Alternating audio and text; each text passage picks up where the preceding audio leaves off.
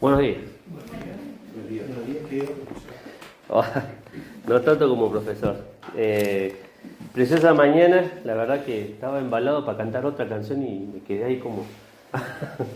Pero hermoso poder vernos nuevamente, unas caras que no veíamos hace tiempo, ya sea por cuestiones laborales, ya sea por vacaciones.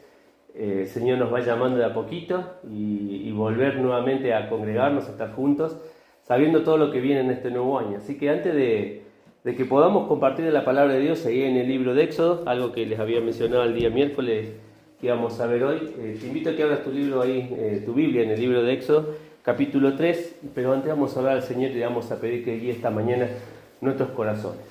Señor, te damos gracias, Señor, por este día que tú nos das. Gracias, Señor, porque estamos aquí, Señor, en tu presencia. Tú nos convocas, Señor, cada primer día de la semana a hacer memoria de ti. Pero también, Señor, nos convocas para abrir nuestro corazón, escuchar de tu palabra, saber, Padre, que tienes un propósito para nuestras vidas. Ese propósito radica, Señor, en que seamos instrumentos en tus manos, que tú puedas usar de nuestras vidas. Ayúdanos a escuchar tu voz en esta mañana, ayúdanos a expresar de tu palabra y también que tu palabra llegue a lo más profundo de nuestro corazón, porque es allí, Señor, donde se gestan nuestros pensamientos, nuestras decisiones y nuestras motivaciones, Señor, a seguirte a ti. Hablábamos recién de un corazón que está a tus pies y ayúdanos para que en esta mañana, Señor, realmente se pueda rendir a tus pies. Bendecí nuestras vidas, Señor, y nuestros corazones. Oramos en el nombre del Señor Jesús. Amén, Señor. Bien, decía en la semana que íbamos a comenzar a ver un poquito sobre la vida de Moisés en el libro de Éxodo y no vamos a entrar primero a las partes de sus excusas, ¿sí? Eso lo vamos a ver un poquito más adelante, si Dios permite, las 5 excusas que plantea Moisés con respecto al servicio, al ministerio que Dios lo quiere llevar. Pero quiero enfocarme en una parte de su vida, ¿sí? Que es en el periodo en la cual Moisés estaba en el pueblo de en el pueblo de Egipto como príncipe y cambia su situación, ¿sí? vuelve a su tierra natal, vuelve a querer estar con el pueblo de Israel y cambia su situación drásticamente. Así que vamos a ver parte de los primeros 40 años de la vida de Moisés y parte de los segundos 40 años de la vida de Moisés. Después veremos la otra, ¿sí? Cuando ya está en el servicio del Señor a los 80 años. Así que si alguno tiene la idea todavía de que se puede jubilar, ¿sí? Y algunos dicen, bueno, me quiero jubilar como docente porque me jubilo antes, me quiero jubilar como policía porque sé que me jubilo antes. Tened en cuenta algo, que Dios te puede llamar en cualquier momento de tu vida. Y Él tiene un propósito hasta los días que vos cierres los ojos en esta tierra.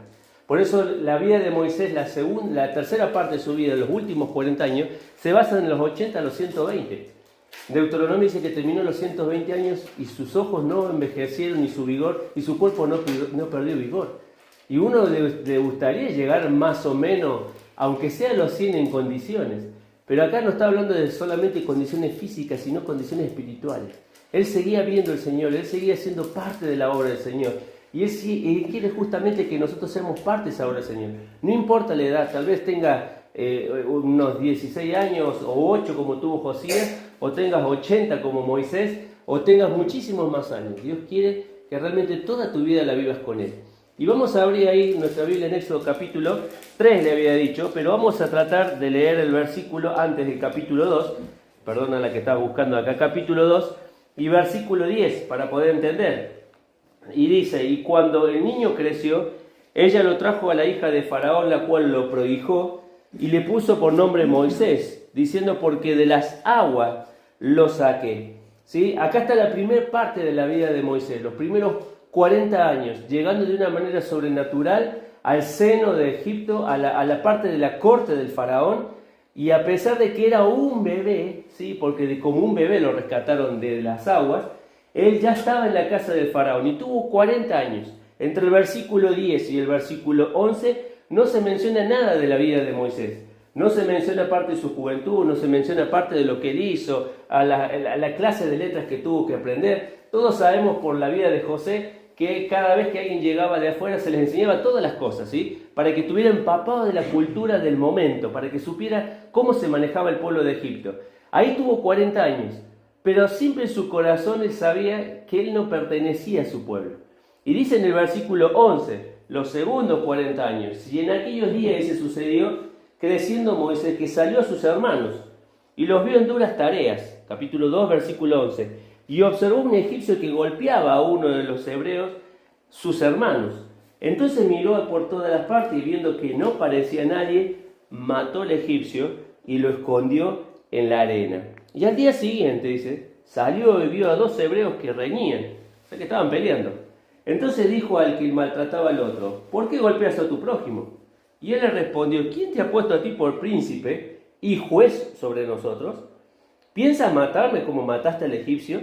Entonces Moisés tuvo miedo y dijo, ciertamente esto ha sido descubierto. Y oyendo Faraón acerca de este hecho, procuró matar a Moisés. Pero Moisés huyó delante de Faraón y habitó en tierra de Madián. Y estando junto al pozo, bueno, ahí comienza otra historia.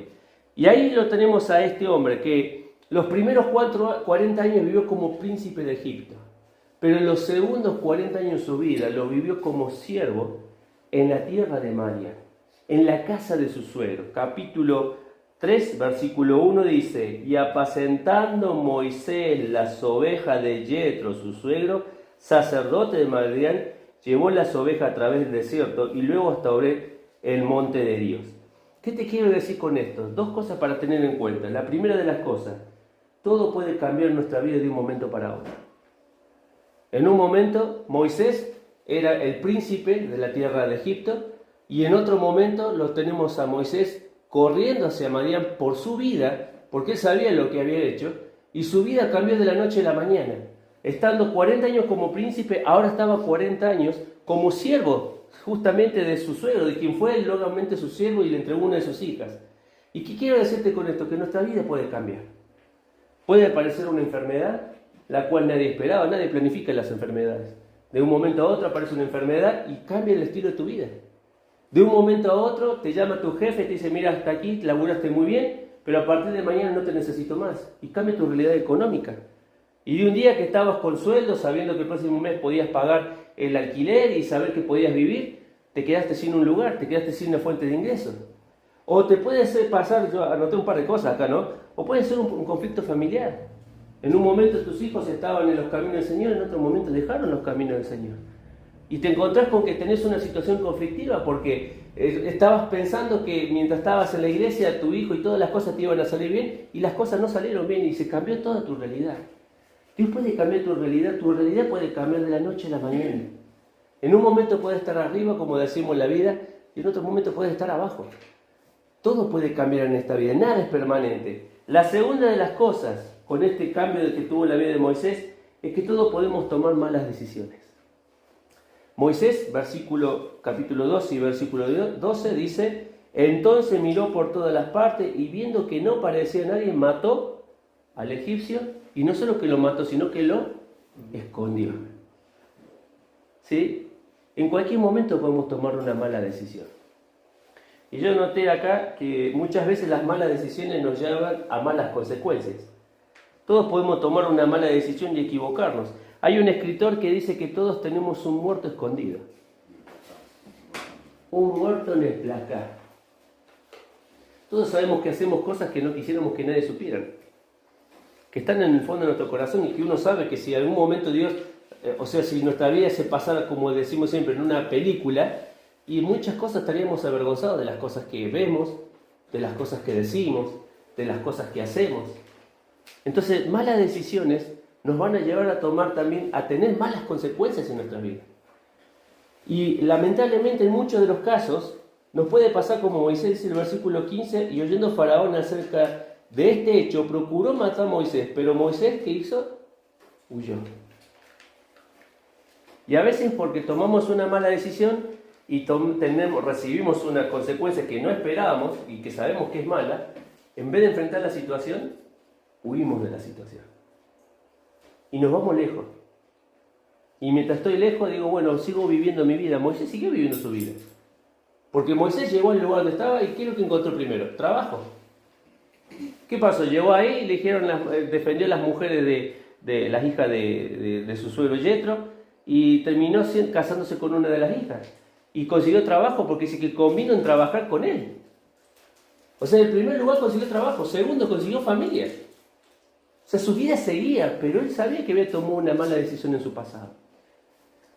Él sabía que la decisión que había tomado lo había llevado a estar en la tierra de María, alejado del pueblo de Israel, esclavizado en ese lugar.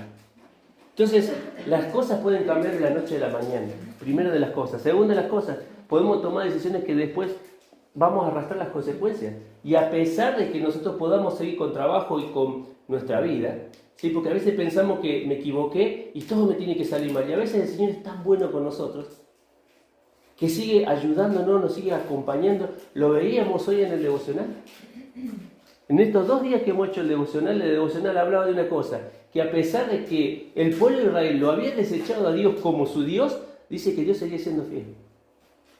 Y seguía mirando a su pueblo y seguía diciendo, vamos a seguir haciendo lo que el pueblo está queriendo. Pero le dijo a Samuel, no te desecharon a vos, me desecharon a mí. Entonces, a pesar de muchas veces nuestra infidelidad, el Señor sigue siendo fiel. ¿Cómo termina esta historia? Bueno, sigamos más adelante. El tema de hoy se llama cómo Dios prepara nuestra vida. Cómo Dios prepara nuestra vida. Y el primer punto que vamos a ver está en el capítulo 3 y versículo 5. Dice ahí, todos conocemos la historia, ¿no? Vamos a leer el versículo 3 hasta el versículo 5 para poder entenderlo. Capítulo 3, versículo 3 y al versículo 5. Dice, entonces Moisés dijo, iré yo ahora y veré esta grande visión. Estaba viendo la zarza que había. ¿Por qué causa la zarza no se quema? Y viendo Jehová que él iba a ver, lo llamó de en medio de la zarza y dijo, Moisés, Moisés. Y él respondió, heme aquí. Y dijo, no te acerques, quita tu calzado de tus pies, porque en el lugar en que tú estás, tierra santa es. Y dijo, yo soy el Dios de tus padres, el Dios de Abraham, el Dios de Isaac, el Dios de Jacob. Entonces Moisés cubrió su rostro, dice, porque tuvo miedo de mirar a Dios. Versículo 7, dijo luego Jehová, bien he visto la aflicción de mi pueblo que está en Egipto, y he oído el clamor a causa de sus exactores, pues conocido sus angustias, y he descendido para librarlos de la mano de los egipcios y sacarlos de aquella tierra buena y ancha, a la tierra que fluye leche y miel, a los lugares del cananeo, del eteo, del amorreo, del fereceo, del heveo y del jebuseo. Y el clamor pues de los hijos de Israel ha venido delante de mí. También he visto la opresión con que los egipcios los oprimen. Ven por tanto ahora y te enviaré a Faraón para que saques, dice ahí, de Egipto a mi pueblo, los hijos de Israel. 3 cosas vamos a tratar de ver esta mañana. La primera de ellas, versículo 5, le dice, dijo, no te acerques, quita tu calzado de tus pies porque el lugar en que estás, tierra santa es. La primera de las cosas, para enseñarle a Moisés, Dios es un Dios santo. Dios es un Dios, soy un Dios santo. ¿Sabe que la palabra ahí, tierra santa, significa algo consagrado, algo puro? Y saben que me llama la atención porque Dios, justamente lo primero que quiere que aprenda Moisés, es que él era un Dios santo. No era un Dios como el Dios de los egipcios. Él conocía todos los dioses de Egipcio, porque fue enseñado en la cultura de Egipcio. Vivía en el pueblo de Egipto durante 40 años. Toda una vida, podemos decir nosotros, siendo formados, siendo preparados las letras, conociendo la forma en que adoraban a sus dioses, conociendo la forma en que esclavizaban al pueblo de Israel, conociendo cómo los tenían como esclavos. Se transformó en una potencia económica, política, social. Conocía todo Moisés. Y conocía todos los dioses que tenía la tierra de los egipcios. Ahora, a pesar de estar en ese lugar, Dios le tiene que decir, yo soy un Dios santo. Salmos capítulo 15, libro de Salmos del capítulo 15. Fíjate la pregunta que se hace acá el escritor, Salmos capítulo 15. Salmos capítulo 15, versículo 1. Dice el escritor, lo escribe David, y dice, Jehová, ¿quién aventará en tu tabernáculo? ¿Quién morará en tu monte santo? Mirá las preguntas que hace el escritor acá. Él también tenía esta, no duda, pero sí sabía que estaba haciendo una pregunta para poder responder y conocer la grandeza de este Dios que tenemos y la santidad de este Dios que nosotros conocemos. Y él termina diciendo, ¿quién habitará? ¿Quién morará con Dios en la santidad de Dios? Porque David sí estaba reconociendo que había pecado en él. Es más, David, vamos a encontrar en varios de los salmos que él se somete al mirar de Dios y dice, Señor, examíname, conoce mi corazón, conoce mis pensamientos y ves en mí, dice él, camino de maldad. Y guíame, dice, el camino eterno. O sea, él mismo estaba diciendo, Señor, quiero pasar por los ojos que todo lo ven, que todo lo saben, que todo lo conocen de nosotros. Y la pregunta para nosotros sería, ¿cómo estoy viviendo yo mi santidad con el Señor? Acá el escritor, en el capítulo 15 de Salmo, dice dos cosas. La primera de las cosas con respecto a Dios, dice, el que anda en integridad, el que hace justicia y habla verdad en su corazón. Con respecto a Dios, integridad. Con respecto a Dios, dice acá, justicia. Con respecto a Dios, verdad en el corazón. Todo lo que está pasando en nuestro ser y nuestra relación con Él. ¿Qué está diciendo el Señor? Mi buena relación con el Señor depende primero de la obra de Cristo, que Cristo primero entre en mi vida para que limpie mi vida, pero después para que yo mantenga mi vida constantemente, como decía el proverbio, en todo tiempo sean blancos tus vestidos. Vivir en santidad, porque nuestro Dios es santo, significa una buena relación con Él. Versículo 3, con el prójimo dice, el que no calumnia con su lengua. Primera de las cosas. Segunda de las cosas, ni hace mal a su prójimo. Y tercera de las cosas, ni admite reproche alguno contra su vecino. Wow. Este solo versículo nos habla de la realidad de la gente. Ayer estábamos trabajando en la escuela un ratito. Fuimos a correr ¿cómo era? Siempre me olvido. ¿Un qué? Invernadero. Un invernadero. Fuimos a correr un invernadero. Y ahí había una compañera que estaba con nosotros que le gusta. Ella ya se reconoce. Y dice, y tengo un problema muy grande, porque empezó a hablar justo de un compañero que no estaba. Y le estaba dando masa, ¿viste? Y ella misma estábamos todos justo y dice, hay dos cosas que quiero hacer desde este año, dice. Dejar de hablar mal de mis compañeros que no están, dice, y dejar de fumar, dice. Dijo, esas dos cosas, dice. Hasta ahora estoy dejando el cigarrillo, pero la lengua de viborita me cuesta un montón, dice, ella misma lo decía. Pero vivimos en un mundo en que la gente habla de otra gente, juzga a la otra gente y le saca el cuero como puede a la otra gente. Ahora dice Dios acá, ¿quién puede acercarse a Dios? Decía David, aquel que tiene una buena relación con Dios en primer lugar y aquel que tiene una buena relación con las personas que están a su alrededor. Y eso puede incluir a tu familia, a tus hermanos en la iglesia, a tus vecinos, a tus compañeros de trabajo, a todos los que te rodean.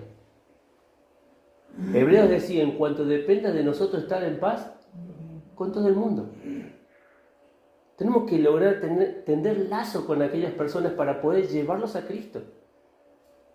Y el concepto de santidad de Dios es tan alto que justamente nos pone en esta situación. ¿Cómo estoy viviendo yo la santidad? Dice el capítulo, primera de Juan, capítulo 3. Primera de Juan, capítulo 3. Primera de Juan, el capítulo 3. Y el versículo del 1 al 3. Capítulo 3, versículo del 1 al 3. Capítulo 3 y versículo del 1 al 3. Se me perdió. Dice así. Mirad cuán amor nos ha dado el Padre para que seamos llamados hijos de Dios.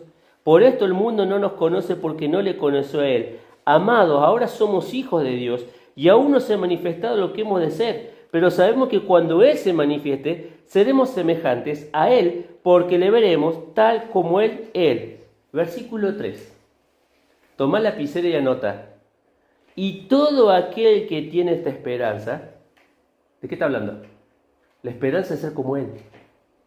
¿Sí? Todo aquel que tiene esta esperanza. Primera pregunta para pensar esta mañana. ¿Es tu meta ser como Cristo? ¿Es tu meta ser como Él?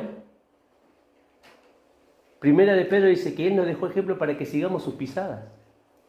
Y acá está diciendo, y todo aquel que tiene esta esperanza, esta meta en Él, se purifica a sí mismo, así como Él es puro. Se limpia. Si nuestra esperanza es ser como el Señor, nuestra meta tiene que ser la santidad. Y santidad no significa intachable. Santidad significa aprender a apartarse de la suciedad del mundo. Todo lo que nosotros vemos, todo lo que nosotros nos rodea, está siendo guiado por el enemigo. Y dice una más, que no lo dice implícito, volvamos ahí al pasaje del libro de Éxodo, capítulo 3. Pero hay algo más, viste que le dice, quita el calzado de tu pie porque el lugar donde está tierra santa es. Pero no dice el escritor que se quitó los zapatos. Pero se sobreentiende que se los tuvo que quitar, porque si no Dios no lo permitía que estuviera ¿dónde? En la presencia de él. ¿Te quedás con esa imagen? Isaías el capítulo 6. Isaías el capítulo 6. Hay otra persona en el Antiguo Testamento que también toma la misma actitud que está tomando acá Moisés, de reconocer la santidad de Dios. Y dice acá, capítulo 6 y versículo 1. En el año, Isaías 6:1, en el año que murió el rey Usías, vi yo al Señor, estando sentado sobre el trono alto y sublime, y las faldas llenaban el templo. Por encima de él había serafines, cada uno tenía 6 alas, con 2 se cubrían su rostro, con 2 se cubrían sus pies, y con 2 volaban. Y el uno a otro daba voces diciendo, Santo, Santo, Santo Jehová de los ejércitos. Toda la tierra está llena de tu gloria. Y los quiciales de las puertas se estremecieron con la voz del que clamaba, y la casa se llenó de humo. Entonces dije, ay de mí, que soy muerto, porque siendo hombre inmundo de labios, y habitando en medio de un pueblo que tiene labios inmundos, han visto mis ojos al Rey, Jehová de los ejércitos. Y voló hacia mí uno de los serafines teniendo en mano un carbón encendido, tomado del altar con tenazas, y tocando con él sobre mi boca, dijo, he aquí que esto tocó tus labios, y es quitada tu culpa, y limpiado tu pecado. ¿Sabes por qué Moisés se termina sacando las sandalias? Porque tuvo la humildad de reconocer que era un pecador. Isaías dice, vi al Señor, vi mi vida, y dijo, estoy sucio. Estoy sucio. Y yo necesito, dice acá, estar limpio, porque dice, vi al Señor el versículo 1, versículo 5 dice, ay de mí que soy muerto, y versículo 7 dice, y es quitada, de aquí voló y le tocó los labios, y es quitada tu culpa y limpia tu pecado. Para vivir en santidad se necesita tener humildad, de que reconozcamos que cada vez que miramos al Señor, Él es un Dios santo, pero que cada vez que yo miro mi vida, yo soy un pecador. Y eso implica que vos tengas que limpiarte. Eso implica que cuando Dios te marca algo, no rezongues porque te marca, sino aceptás lo que Dios te está marcando y lo cambies. Porque de eso se trata la vida cristiana. No que sigamos siendo como éramos antes, sino que marquemos la diferencia. Eso es lo que la gente espera ver de nosotros, que el Dios que profesamos con nuestra boca, que el Dios que manifestamos con nuestra forma de ser, sea real. Que si yo le puedo decir a una persona, mira, no tenés que hablar mal de tu compañero, pero yo me doy vuelta y con otra persona hablo mal de otro, ¿cuál es la diferencia? ¿Cuál es la diferencia? Si yo le digo a una persona, estando en mi trabajo, che, no tenés que hacer diferencia entre juntarte con este y juntarte con aquel, pero yo estando en mi trabajo hago la diferencia entre juntarme con uno y juntarme con el otro, estoy haciendo diferencia y estoy marcando algo que yo todavía no lo he cambiado. Entonces cuando el Señor marca algo, no hay nada más precioso que reconocer que Él tiene la razón y tener la humildad para poder cambiar. Dice acá, volví a decir recién, Él vio al Señor, Él dijo soy muerto, pero Dios tocó su vida, limpió su corazón, limpió su interior para poder servir. ¿Cómo estás viviendo la santidad? ¿Cómo estás viviendo tu relación con el Señor? Volvamos al libro de Éxodo, porque primero Dios le dice, yo soy un Dios santo, entonces quítate de tus pies las sandalias que traes. Pero segunda cosa que le dijo, versículo 6, y dijo, yo soy el Dios de tu padre, el Dios de Abraham, el Dios de Isaac, el Dios de Jacob. Entonces Moisés dice que se cubrió su rostro porque tuvo miedo de mirar a Dios. ¿Y sabes cuál es la segunda de las cosas que él quería que aprendiera? Moisés, aprended que yo soy un Dios cercano. ¿Vieron que él dice, soy el Dios de Abraham, el Dios de Isaac, el Dios de... ¿Saben por qué está diciendo así? Porque cada una de esas personas decidió tener una relación con ese Señor cercano. Abraham dijo que por la fe, ¿qué hizo? Dejó la tierra de su parentela para irse ¿a dónde? A la tierra que el Señor le estaba mandando. Incluso dice que sin saber a dónde iba, pero él sabía que iba hacia aquel lugar porque Dios lo había mandado. Decidió tener una relación cercana con ese Dios. Y dice él, así como fui el Dios de tu padre, que ellos decidieron acercarse a mí, yo quiero ser un Dios cercano a tu vida. ¿Y por qué es importante definir justamente que Dios sea cercano en mi vida? Porque eso marca, y yo noté acá, marca mis motivaciones en el corazón, marca mi pasión y marca cómo voy a dirigir mi vida. Pero si estamos hablando de que todos tenemos el mismo Dios, el Dios de Israel es nuestro Dios a través de Jesucristo. ¿Sí? Pero hasta el día en que el Señor nos lleve a su presencia, vamos a luchar entre darle el control a Dios o tomar el control nosotros. Y dice, mira, quiero que podamos ver un par de ejemplos acá. Yo había notado un par de ellos, pero lo primero que quiero comentarte antes de que podamos pasar, ¿quién era el rey en su momento en la tierra de Egipto? Faraón. Faraón, yo noté acá, era el dios y el amo de Egipto. Capítulo 5 del libro de Éxodo, capítulo 5, dice el versículo 1 y 2. Ya lo encontramos a Moisés yendo a hablar con Aarón delante de ellos y dice, después Moisés y Aarón entraron en la presencia de Faraón y dijeron, Jehová, el Dios de Israel, dice así, deja ir a mi pueblo a celebrarme la fiesta en el desierto. Y escuchen lo que dice Faraón. Y Faraón respondió, ¿quién es Jehová? Para que yo oiga su voz y deje ir a Israel. Y escuché la respuesta, dice, yo no conozco a este Jehová, ni tampoco dejaré ir a Israel. Era el Dios del siglo, era el Dios del momento. Libro de Daniel, ¿sí? Capítulo 1. Libro de Daniel, acompáñame el libro de Daniel. Capítulo 1. Libro de Daniel, capítulo 1, versículo 5. ¿Quién era el emperador en ese momento? Nabucodonosor. Qué lindo nombre ese, ¿sí? Traten de no poner nunca Nabucodonosor, un hijo, porque es muy largo y encima su significado no.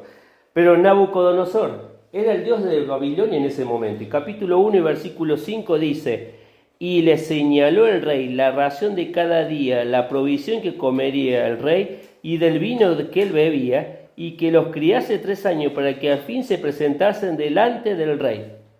Él determinaba lo que comían, lo que iban a aprender y la manera que iban a hablar. Nabucodonosor.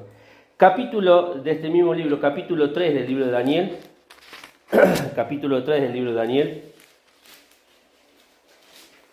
Versículo del 3 al 5, dice, y fueron pues reunidos los sátrapas, magistrados, capitanes, oidores, tesoreros, consejeros, jueces y todos los gobernadores de la provincia de la dedicación de la estatua que el rey Nabucodonosor había levantado, y estaban de pie de la estatua que había levantado el rey Nabucodonosor, y pregonaron anunciando en alta voz, así, mandase a vosotros, oh pueblos, naciones y lenguas, que al oír el son de la bocina, de la flauta, el tamboril, del arpa, el salterio, de la zampoña, de todo instrumento de música, os postréis y adoréis la estatua de oro que el rey Nabucodonosor ha levantado.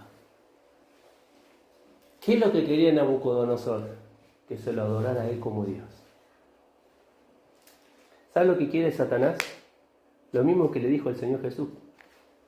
Mateo capítulo 4 y versículo 9. Todo esto te daré. Y le habló de la gloria del mundo, si postrado me adoraréis. ¿Por qué te digo que es importante que definamos quién es nuestro Dios? Porque en base a lo que nosotros creamos de ese Dios, vamos a movilizar nuestras vidas. Vamos a tomar decisiones. Vamos a hacer elecciones correctas. Si Dios realmente es mi Dios, voy a buscar en la palabra del Señor cómo tomar decisiones que realmente marquen mi vida. Y la suma de las pequeñas decisiones que yo tome en beneficio del Señor van a hacer que una decisión grande sea más fácil de tomar. Ahora, sin la suma de mis decisiones pequeñas, yo sigo poniendo a otras cosas primero que a Dios, a la hora de tomar una decisión bien grande, grosa en mi vida, me va a ser difícil. Porque no fui acostumbrado a tomar decisiones pequeñas que me llevaran cada día más un pasito al Señor. Primera de Reyes, el capítulo 18. Primera de Reyes, el capítulo 18. Primera de Reyes, el capítulo 18, historia que me la contaron 500.000 veces en la clase de escuela dominical, pero es una historia que, a pesar de que una vez la repitamos 1, 2, 3 veces, es algo que se repite siempre en la vida de nosotros. Y dice Primera de Reyes, capítulo 18 y versículo 20-21. Estamos hablando de que gobernaba Acab, un rey malvado en el pueblo de Israel. Pero este Acab había hecho tanto el culto de Baal que había 400 profetas de Baal y sacerdotes que estaban comiendo en la casa de él. Habían dejado a Dios de Israel de lado y Dios envía a Elías, y Elías comienza diciendo esto, versículo 20. Dice capítulo 18, 18.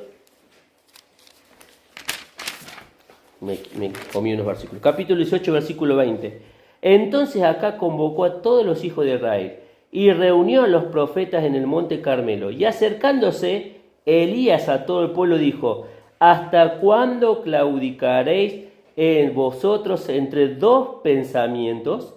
Si Jehová es Dios, seguidle, y si Baal, id en pos de él. ¿Y el pueblo qué dijo? Y el pueblo no dijo palabra alguna. ¿Saben qué?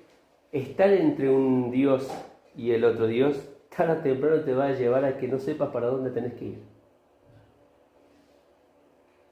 Estás en el medio. Y no sabes si para el lado del Señor o para ir al otro lado. ¿Y sabes por qué propósito hizo esto Elías? Porque dice en el versículo 37 del mismo capítulo 18, versículo 37, respóndeme Jehová, respóndeme para que conozca este pueblo que tú, oh Jehová, eres el Dios y que tú vuelves a ti el corazón de ellos. ¿Será que en esta mañana yo tengo que volver mi corazón al Señor? ¿Sabes que la palabra volver ahí es convertir el corazón? ¿Te das cuenta cómo Elías separó al pueblo y le dijo, esta es una decisión importante en la vida? Si Dios es Dios, lo tenemos que seguir a Él. Pero si no es Dios, si Baal es Dios porque consideramos nosotros que es mejor, tenemos que seguirlo a Él, pero no puedo estar en el medio. No puedo pasarme toda mi vida estando un pie con el Señor y un pie con las cosas del mundo. Es más, el Señor Jesús, yo lo tengo acá anotado, pero si quieren lo leemos, Mateo capítulo 6, versículo 24. El mismo Señor Jesús le dijo a sus discípulos, nadie puede servir a dos señores. Y la palabra Señor que utiliza ahí es kurios, que significa el que tiene la posesión de la autoridad, el que tiene el poder, el que controla. Y hablaba sobre el respecto al dinero. Entonces, en la vida nuestra no puede haber una dualidad como cristianos. Y Dios le decía a Moisés, tenés que aprender que yo soy un Dios santo, pero también tenés que aprender que yo soy un Dios cercano, y es tu decisión que vos te acerques a Él. Así como fui el Dios de Abraham, de Isaac, de Jacob y de todos los que estaban antes, también quiero ser tu Dios. ¿Es realmente Dios tu Dios? Él es el que maneja tu vida. Él es el que controla tus decisiones. ¿Te animas a pasar por el escáner del Señor? Que Él agarre tu vida y la pueda examinar. Me contaba el otro día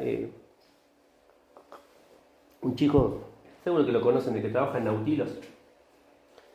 No me acuerdo el nombre, Cristian creo que se llama. Cristian Lewandowski.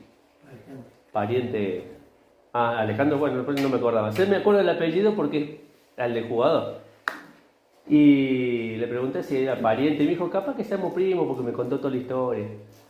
Pero él me dice que en la fábrica de Argentina de Stihl es diferente a la fábrica de Stihl en Alemania. Él tuvo un tiempo de hacer capacitación en la época que estaba bueno. Y él me decía, cuando vos vas a los argentinos reciben el motor, para hacer el control de calidad lo miran con sus ojos, ¿sí? Miran que está todo en correcto orden, si ellos ven que algo detectan que no está mal, lo vuelven, le ponen no sé qué código y vuelve al ensamblaje para que lo vuelvan a ver a los motores Stihl. No estamos hablando de una motosierra, una moto guadaña, cualquiera de esas cosas. Dice, pero no sabéis lo que es una fábrica alemana, dice. Porque entran los motores, el hombre que está, el operario, solamente se para al frente y entra una máquina toda vidriada con láser. Y la máquina comienza a andar y los láseres detectan un tornillo que está un poquito más arriba y automáticamente dice, vuelva a zona de ensamblaje.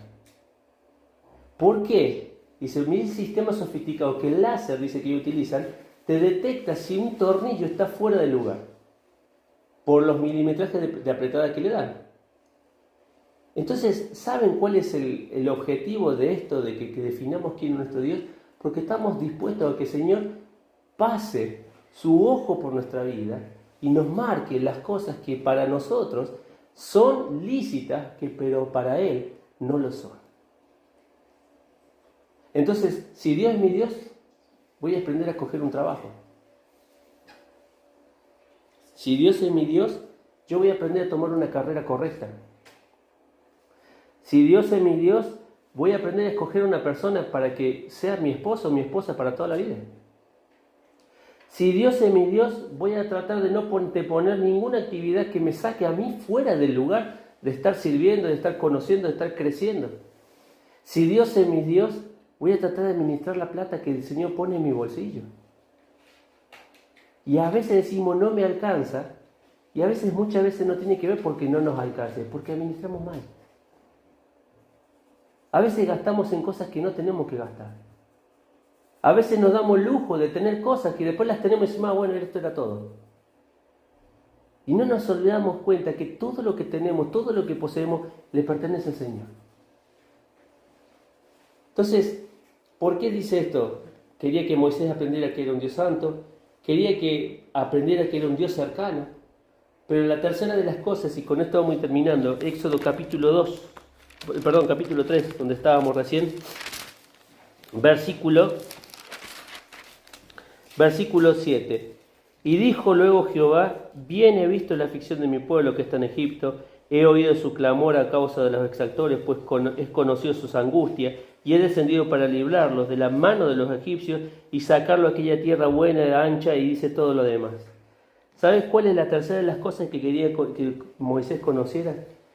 Que él era un Dios de propósito. Israel necesitaba ser sacado de ese lugar. Él es un Dios de propósito. Y dice, pero yo necesito que alguien vaya para sacar ese Israel de ahí. Y fíjate lo que dice en el versículo 10. ¿Tenés ahí una lapicera? Anota. Capítulo 3, versículo 10. Ven, por tanto, ahora y te enviaré a Faraón para que saque los hijos de Israel. 3 cosas para anotar. Primero que dice, ven. Si querés saber cuál es el propósito del Señor, tenés que ir al Señor, para que Él te diga lo que tenés que hacer. Segunda de las cosas, ¿cuándo lo tiene que hacer? ¿Sabés qué? El miércoles hay una reunión, ¿no?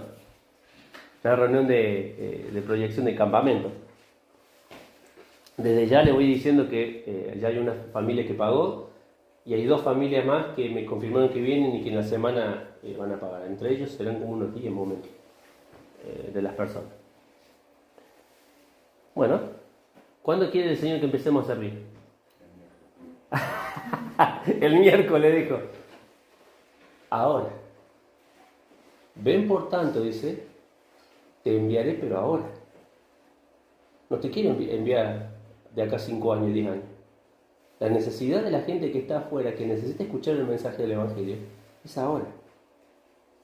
Y mirá el propósito que le termina de decir. Ahí en el capítulo 3, versículo 12. Vieron que ahí empieza la primera, versículo 11, Moisés comienza a dar su primera excusa, ¿no? Y Moisés le respondió a Dios, ¿quién soy yo para que vaya Faraón y saque de Egipto los hijos de Israel? Eso lo vamos a ver la semana que viene. Pero fíjate el propósito. Y él le respondió, ve, porque yo estaré contigo, y esto te será por señal que yo te he enviado cuando hayas sacado, subrayá sacado, de Egipto al pueblo. Y la segunda de las cosas, serviréis a Dios sobre este monte. Dos cosas, libertad y servicio. ¿Sabes cuál es el propósito de Dios para tu vida? Libertad del pecado, pero servicio para Él. Dios iba a sacar al pueblo desde Egipto. Libertad. ¿Pero cuál era el propósito? Servicio.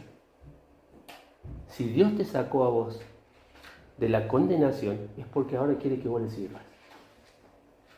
Ahora, no mañana, ahora. Y termino con el pasaje de Juan. Juan capítulo 18. Esta mañana venimos también a recordar la obra de Cristo. Y si hay alguien que la tenía clara, como podemos decir nosotros, era el Señor Jesús. San Juan el capítulo 18 y el versículo 37. Y dice el escritor, San Juan capítulo no es 18, sí, 18:37. Y dijo entonces Pilato, luego, ¿eres tú rey? Sí, le está hablando a Jesús. Y respondió Jesús, tú dices que yo soy rey. Y fíjate lo que dice, yo para esto he nacido, y para esto he venido al mundo, para dar testimonio a la verdad. Todo aquel que es de la verdad, oye mi voz. ¿Viste lo que dijo el Señor Jesús? Yo para esto he nacido y para esto he venido. La pregunta es, ¿Dios te hizo nacer de nuevo? ¿Te hizo nacer de nuevo el Señor? No era volver a la panza de mamá, ¿no? Nacer de nuevo es si he aceptado a Jesucristo como mi Salvador. Bueno, para eso naciste. Pero segunda de las cosas, dice acá, yo para esto he venido. Para dar testimonio de la verdad. Y el Señor Jesús terminó muriendo en la cruz por cada uno de nosotros. Si el Señor te ha hecho nacer de nuevo, ¿para qué estás viviendo ahora?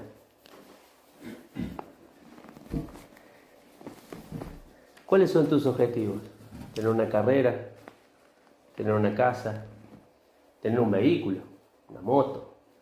No sé, tal vez tengamos muchos objetivos, pero solamente estamos viviendo para acá. El Señor Jesús no vino a vivir para el tiempo de ahora. Vino a vivir para la eternidad, para llevar hijos a la eternidad. Y el propósito que vimos hoy en la vida de Moisés es para que nosotros también entendamos que Él es un Dios santo, que Él es un Dios cercano, pero es un Dios de propósito.